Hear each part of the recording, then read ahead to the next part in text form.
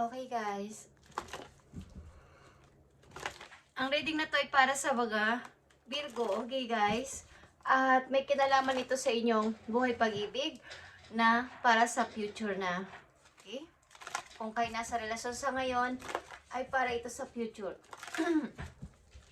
Kung ano na ang mangyayari sa inyong pag-ibig hanggang sa inyong future. Future, ang ibig ko sabihin ay sa mga susunod na buwan, taon, or mga taon pa. Okay. Virgo, this is for you. Para to sa'yo. Sa inyong pag-ibig.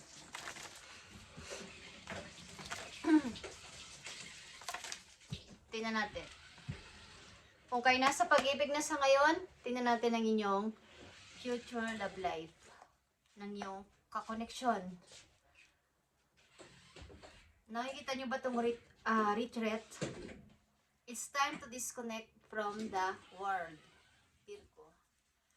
Maybe, may magbabalik sa inyong tao after ng maraming taon o mga taon na nagdaan at ito ay maaring kilala nyo na. Kung kayo hiwalay na ngayon ng person na to o nagkahiwalay kayo ng person na to is kayo pa rin at kayo sa hinaharap guys. Okay, maaaring bukas, sa isang linggo, sa isang buwan, or sa isang taon is magkikita ulit kayo ng person na to para kayo ay para ipagpatuloy ang inyong naudot na pagmamahalan. Okay? Ano ang nakapaloob dito sa inyong message guys?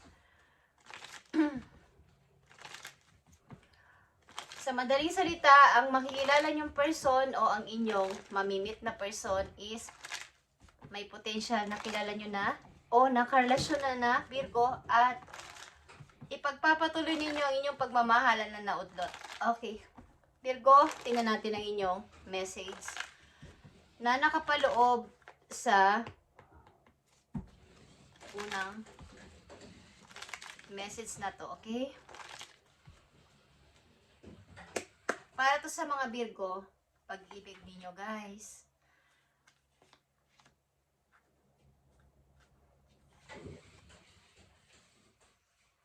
So, someone talaga dito ay naghihintay o maghihintay o naghihintay ng matagal na panahon sa taong kanyang pinili o sa kanyang taong gustong makasama. Someone is waiting guys, from a distance. Okay? Nandito ang Sagittarius, Aries, Leo. Okay. Na energy, but energy lang to guys, okay? Ibig sabihin, lot of passion is here. May pagmamahal, kumbaga may desire. Ito yung desire ng inyong puso, okay? So, tingnan natin to guys, Virgo. So, andito ang confidence. Ibig sabihin, sa inyong kasalukuyan, kayo ay nag-iisa or wala kayong kasama, wala kayong karelasyon sa inyong kasalukuyan. At something na meron kayong hinahanap sa sarili nyo pa. At nakakaapekto nga ito sa inyong mga nagiging karelasyon. At maaaring gusto nyo munang mapag-isa. At meron kayong wini-wait na hindi nyo rin maintindihan sa inyong puso kung bakit. Sa inyong sarili kung bakit. Guys, addictions are affecting your romantic life. Maaaring ang inyong standard ay iba, ang pagtingin nyo sa pag-ibig ay iba, ang pagtingin nyo sa mga kasama nyong person sa panghabang buhay ay meron kayong panutuntunan o palatuntun sa pagpili ng taong makakasama. At maaaring naghihintay kayo o hinihintay nyo ang tamang timing, tamang pagkakataon kung makikita at makakasama nyo ang person na to. At maaring ikaw to or both of you is naghihintayan about dito sa inyong relasyon na to na naudlot. Okay. Tingnan natin ang confidence. Andito ang Knight of Swords. Andito ang Five of Swords. At nandito ang Nine of Cups. So, meron nga dito nag-sacrifice, guys. May umalis na lang kaysa mag-away pa or magtalo pa or magkagulo pa. At parang ito yung naging daan para kayo ay maging okay. Pareho or ikaw mismo is andito yung kaligayahan sa puso mo na nagkaroon na ng pag kumbaga paglisan o pagkakaroon ng free sa sarili. Something dito ay meron na lang nagparaya, meron na lang umalis kaysa tuloy-tuloy pa rin ang pag-aaway. At sad to say, nakaka-apekto talaga to sa inyong romantic life. Kumbaga, ang ilan sa inyo gusto mo nang mapag-isa, gusto mo na ng kalayaan, at tuparin mo na yung inyong mga gusto sa buhay na mangyari or yung inyong dreams. Okay, yung inyong pangarap. Meron dito magtatagpo na dalawang persona at magkakilala na o nagkita na o nagsama na sa tamang panahon o tamang timing. Virgo, para to sa'yo at sa iyong future na love life.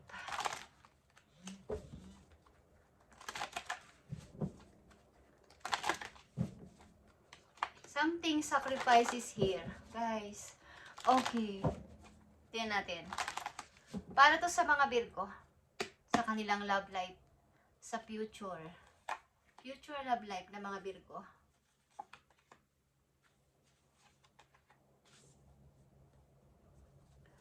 Judgment. Okay guys, maaaring kayo ay hiwalay na. Ito man ay kinakasama nyo, naging asawa, naging kasintahan, is something na mayroon ng paghihiwalay at mayroong talaga ditong pagka-stuck o may pagka-broke sa inyong heart. Guys, at mahirap umalis. Mahirap kumbaga maka-move on ng mabilis. Andito yung paggising sa inyo ng inyong mga kaibigan, pag sa salita na tama na yung pagmumukmuk mo, Virgo. Time na para buksan ang bagong pintuan para sa bagong pag-asa, new beginning sa buhay mo. Hindi ka man umilig muli, is magpatuloy ka sa buhay after ng hiwalayan na yan. At maaring meron ka ding mga, kumbaga, nandito yung mga guides mo para ikaw ay sabihan na ito na yung tamang time na mag-start muli. Guys, andito ang awakening. Marami sa yung tumutulong dito. Literal na mga tao man na mga kaibigan mo, mga kakilala mo na concern sa'yo, at mga guides mo, mga angels mo, is sinasabihan ka na tama na to, Virgo, tama na ang pag-stuck dito. Bumangon ka na. Heartbroken ka, Virgo. Malungkot ka. At napakahirap. Okay. Something na malungkot ka, guys, Virgo. Okay. Maaaring kayo ay mayroong conflicts, reflection. Parang reflect. Parang galing sa nakaraan na hindi nyo rin maintindihan pag pumasok ka sa isang relasyon kung bakit kayo nagkakaroon ng pagiging isang selfish, makasarili na pag-iisip. Hindi nyo man sinasadya, pero andun yung pag may gusto kayong sabihin, ayaw nyong, kumbaga may dinadala kayo sa inyong puso na mga bigat or mga problema or mga alalahanin, something. Hindi nyo ino-open sa inyong kasintahan o asawa o kinakasama. Kumbaga, sinasarili nyo, kaya kayo ay, ang nangyayari na lang dito ay pag-alis. Walking. Pag-walk out. Okay, kesa mag-explain. Ayaw nyo mag-explain. Ayaw nyo sabihin ang inyong nararamdaman. Mas gusto nyo mapag-isa at doon kayo nakakakuha ng mga solution sa inyong pag-iisa. Hey guys, Virgo.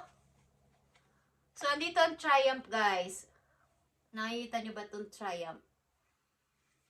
Ang isang person dito ay may hawak na PC sa kanyang left side na kamay. Bagamat siya ay may mahal o may minamahal, hinahatak siya ng PC na to para sa kanyang soulmate. Para sa kanyang talagang makakasama habang buhay. Okay?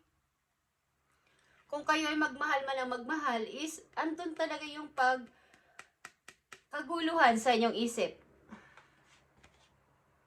Yeah, sacrifice is here. Someone talaga dito is umalis o umaalis na lang kapag mayroon siyang nararamdamang parang naguguluhan na. At ikaw ito maybe, Virgo, kahit tigilan ka na yung kasintahan, asawa o naging kinakasama is andito yung pag-alis mo talaga. Okay? May dalawa ditong, andito din ang Five of Swords. Paglisan, pag-alis. At nandito ang Eight of Wands, guys. In reverse. Okay. Maring no contact. Wala nang usap-usap. Wala nang communication. Kumbaga. At sabi ko nga sa inyo, dito ang retreat. Maring kayo ay magkikita ulit ng yung dating kakilala, dating nakasama, at ipagpapatuloy nyo ang inyong nasimulang pag-ibig sa tamang panahon, tamang timing, tamang oras. At maaaring matatagalan pa to. Okay? But andito yung honeymoon. Guys, Virgo. I-enjoy nyo to kapag kayo ay nagkita ng tao na to. Ipagpatuloy nyo ang inyong honeymoon. Ilang honeymoon man ito, okay? First honeymoon man to, second honeymoon man to, o ilang honeymoon na ang nagdaan sa inyo, dati-dati pa is ipagpatuloy ninyo. Enjoy the bliss of holiday time together. At meron talaga kayong healing family issue sa inyong nakaraan. Maaring may kinalaman to sa inyong kabataan na nagre-reflect sa inyong kasalukuyan. Ito ay maaaring karmic relationship. Okay, galing sa inyong kabataan. Maaring may kakoneksyon o koneksyon sa inyong mother or father. Okay. At panatilihin mong ikaw ay hindi boring, guys. Lumabas-labas. Virgo, makipag usap sa iba. Isabihin mo yung nararamdaman sa iba. Ikaw ay nakatakda talagang ikasal o kasal ka na talaga. At ang sitwasyon mo ngayon, maaaring may involved ito sa marriage. Okay? At may reconciliation dito, guys. Magkakabalikan kayo ng iyong dating nakasama o minahal. Okay, Virgo? At sa inyong kasalukuyan, tingnan natin ang inyong message. So, sa ngayon kayo ay single. Kayo ay nagpipilit na makabangon ulit o makamove on galing sa pagka-broke. Okay, hindi kayo nagtatagal sa relasyon sapagkat kayo ay may something na hinahanap at gusto nyo pang kilalanin pa ang inyong sarili. Naguguluhan kayo, guys. Hindi nyo to kasalanan sapagkat bigla na lang itong inyong nararamdaman. At meron kayong gustong linawin sa inyong pagkatao. Okay. May kinalaman to sa inyong family, maybe sa inyong pinagbulang pamilya. Virgo, tingnan natin ang message for you. Nandito ang newborn, guys. Newborn para sa'yo, a great beginning is here para sa'yo. At love is here. Romance fantasy is here, guys.